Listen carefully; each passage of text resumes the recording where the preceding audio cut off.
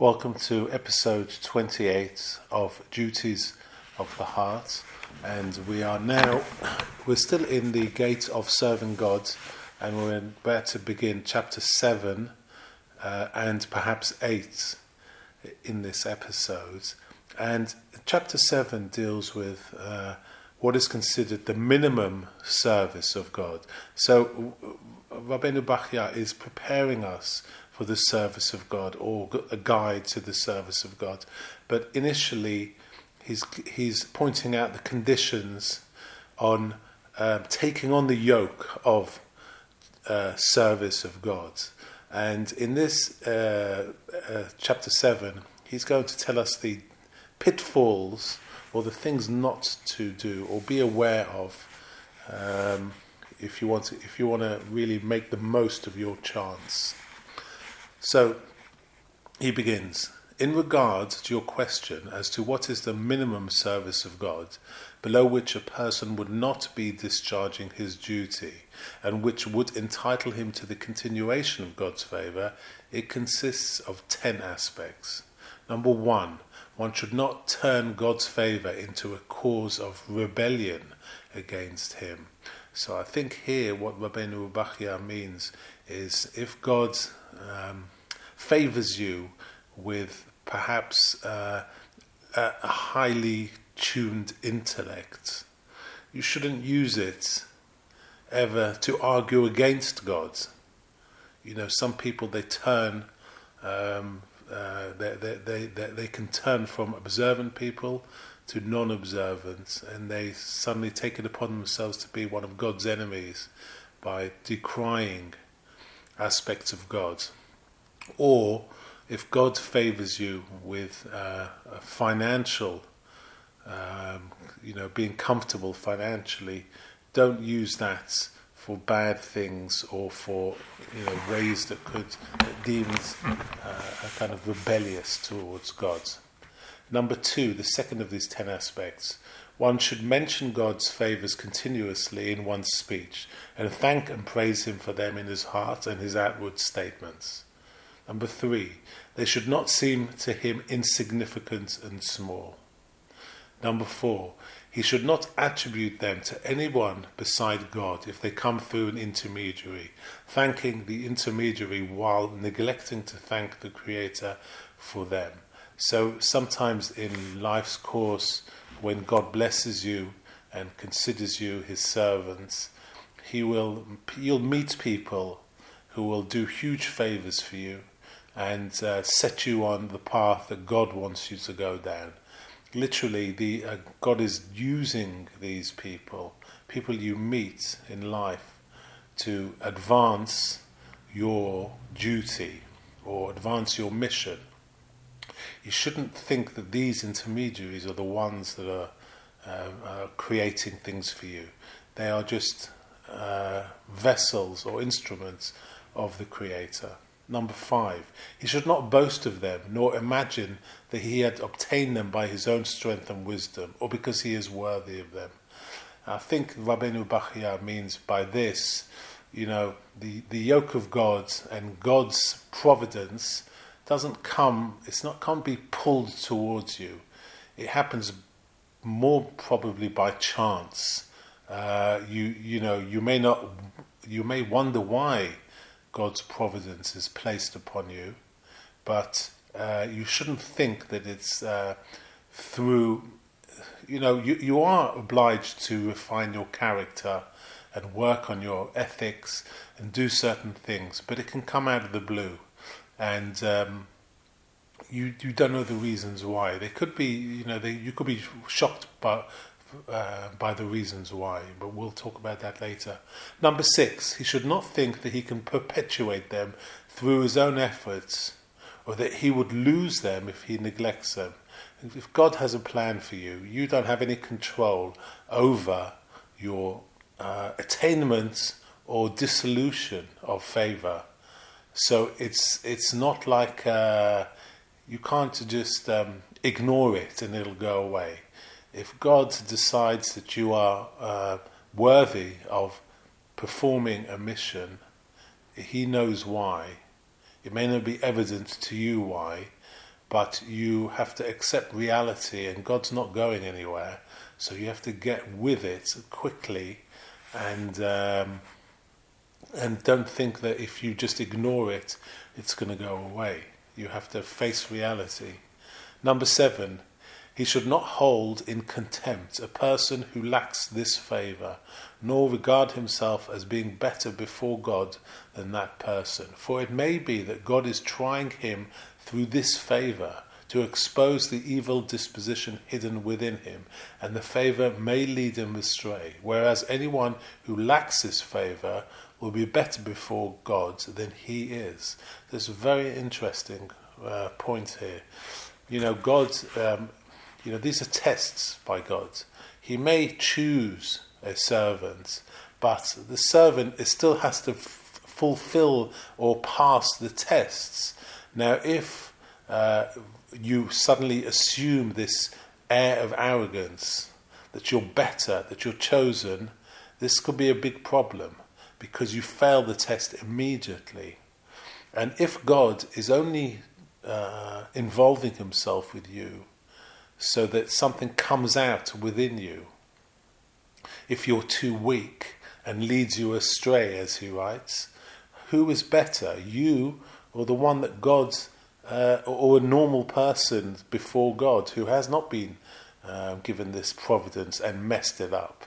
If you're given providence, you mess it up, you're far worse than somebody who never had that providence at all. At least he hasn't sinned directly against God.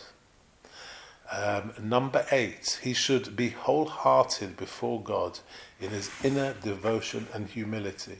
If he is not more active in his service than he had formerly been, and does not increase his thanksgiving and praise, he should at least continue to maintain his standard and try to direct his heart when serving God.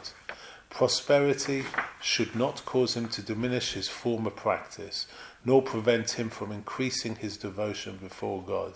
So Rabbi Bachya is indicating the minimum service. The minimum service is what he has been mentioning in the previous chapters and in this chapter, and he has to maintain it. Now, if you are a serious person and you accept the yoke of God, it is probably in your nature that every week or month you try to add something. You try to do something more for God. So it should be in your nature, at least, to increase this kind of thanksgiving and praise to God, which is what he's asking. But Rabbi Bachya is saying, even if you just continue with the minimum, God will look after you.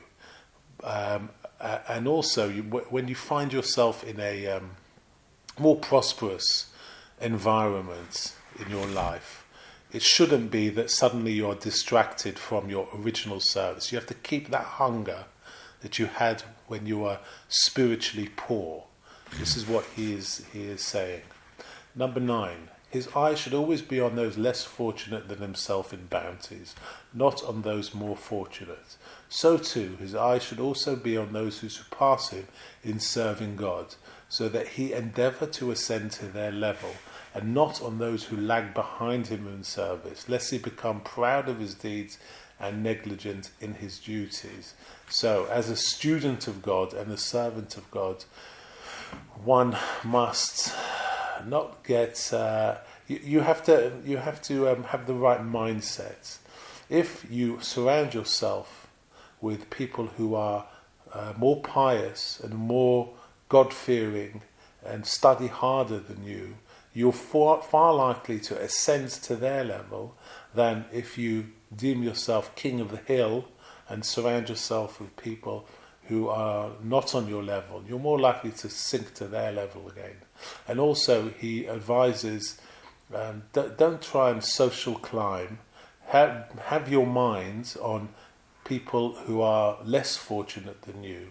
Empathize with them, rather than perhaps be a little bit jealous of people who are more fortunate in financial ways, for example, because that'll only it won't serve you well.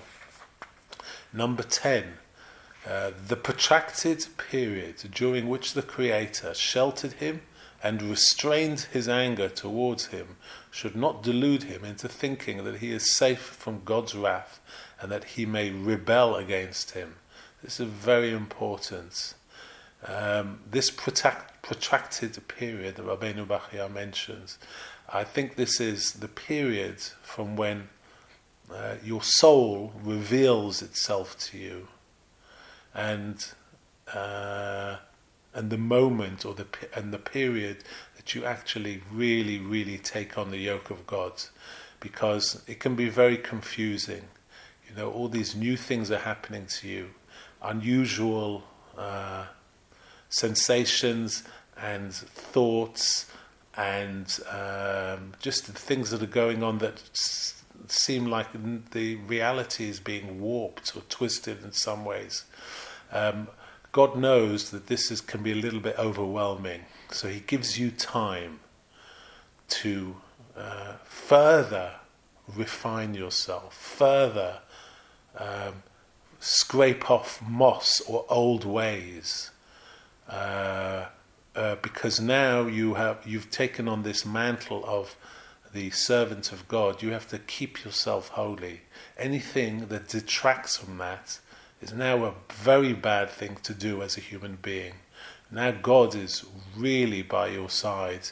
You have to really make an effort to take anything out of your life that could be deemed detrimental, or anything you shouldn't do, anything that you don't feel that you would do, because God is looking over your shoulder at every second, and he's with you more than ever before. So this period where you have to further refine yourself, God will be patient with you. But if you take liberties in this period, be sure that God will slap you into shape. Although you have to remember that the only thing good that can come from this protracted period, where you're not being what the person you should be, is that you understand the concept of forgiveness, and that how God is patient and forgives you in any situation, but his laws are immutable and they cannot be bent towards you. Even Moshe Rabbeinu, the greatest prophet of all, was punished for his sins. So who do you think you are that God will give you, that will kind of let things slide? He doesn't let things slide, but he's patient, and you can't test him, because you will feel the wrath of God if you don't fall into line as soon as possible. But remember, God will not let you fail in this duty. He will not allow you to fail. In other words, it's up to you to get with the program as quickly as possible. As Rav Avraham Kook very, very wisely said, and I quote, "When your soul reveals itself to you, you cannot oppose it." And that is this idea in a nutshell.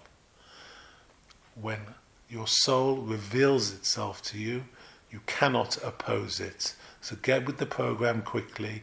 This is a new life for you. It's maybe a little bit tougher, but it is the pinnacle of what it is to be a God-fearing person, human being. And Rabbi Bachya continues, "For all those whom we have heard about from the ancients, or whom we have seen amongst our contemporaries, who were favoured by God with various bounties, and veered away from serving God and rebelled against him, stumbled only because of what I have described to you.